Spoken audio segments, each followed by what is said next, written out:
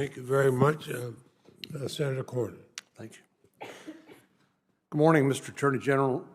On September the 29th, 2021, as you know, the National School Board Association wrote a letter to the President asking him to address the disruptions, the confrontations that we've seen at local school boards across the country. Parents expressing their concerns about not only the curriculum, but also just generally the education of their children in public schools. Would you agree that parents have a fundamental right to be involved in their children's education? Absolutely. This is the job of parents to be involved, and this is the role of the First Amendment to protect their ability to be involved. That's why my memo begins by saying that we respect the right to spirited debate about curriculum, about school policies, about anything like that. So it's not just a good idea, it's actually protected by the Constitution of the United States. Would you agree? Absolutely. On October the 4th, a few days later, less than a week later, after the National School Board Association wrote this letter, the Justice Department issued the memo that's already been discussed. Why did this rise to the level of a federal concern as opposed to being addressed at the local and state level?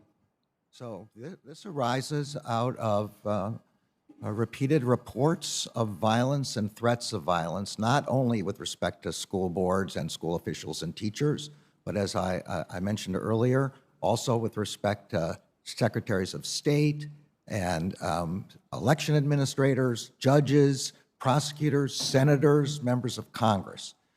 The Justice Department has two roles here. We assist state and local law enforcement in all ways, and we enforce federal laws which prohibit threats of violence by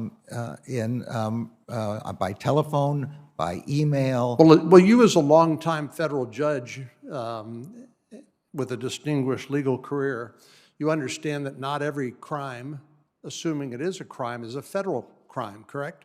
Absolutely. And some of these things, unless there's some nexus to interstate commerce or to the federal government, they're largely within the purview of the state and local law enforcement authorities, correct? I think you put that correctly. We have authority with respect to the mail, with respect to the internet, with respect right. to the Well, telephone. I'm not. Well, let me give you an example. If somebody says to the school board member, if you do that, I'm going to meet you outside and punch you in the nose. Is that a federal offense? No, or that's not a federal offense. I agree. There's nothing I agree. in this memo suggesting that it is.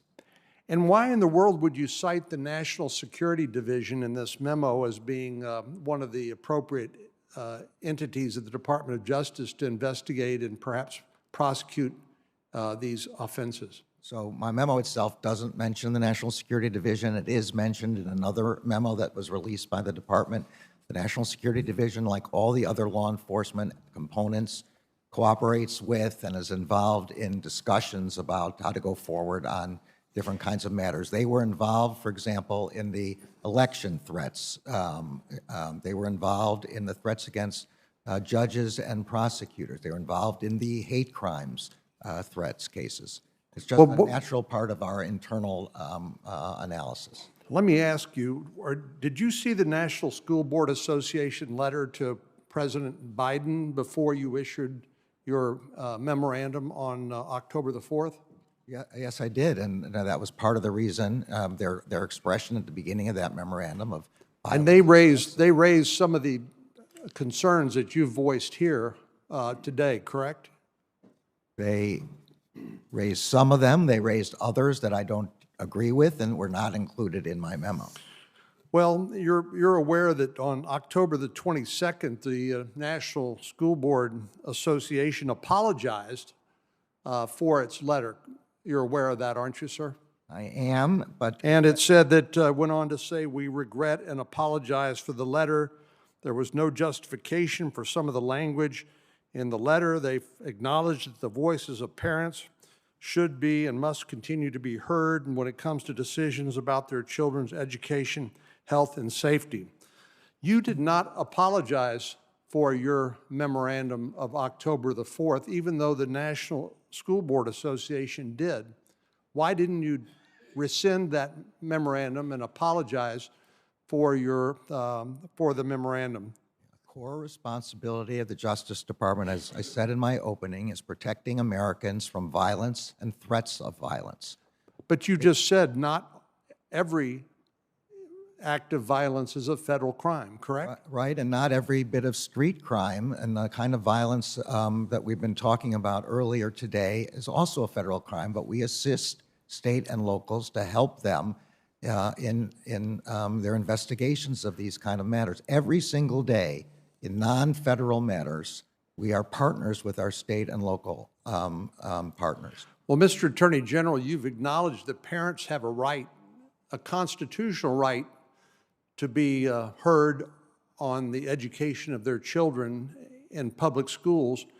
Can you imagine the sort of intimidation, the sort of bullying impact that a memorandum from the Department of Justice would have, and how that would chill the willingness of parents to exercise their rights under threat of federal prosecution?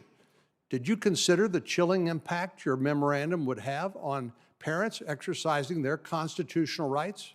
The only thing this memorandum is about is violence and threats of violence, and it opens with a statement. But my question is, did you consider the chilling effect this would have on parents' constitutional rights? To say that the Justice Department is against violence and threats of violence. Did you consider the chilling effect your memorandum might have on parents exercising their constitutional rights? I think you can answer that yes or no. What I considered, what I wanted the memorandum to assure people that we recognize the rights of spirited debate. And so Mr. Attorney General, you're a very intelligent and accomplished lawyer and judge.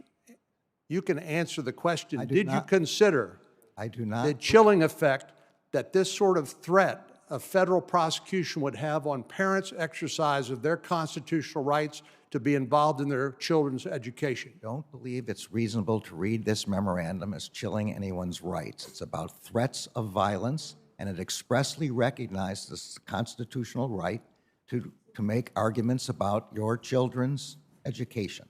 As senators are going back and forth for votes during this time, we'll have to try to keep to Let the record reflect the Attorney General refused to answer the question. and let the record reflect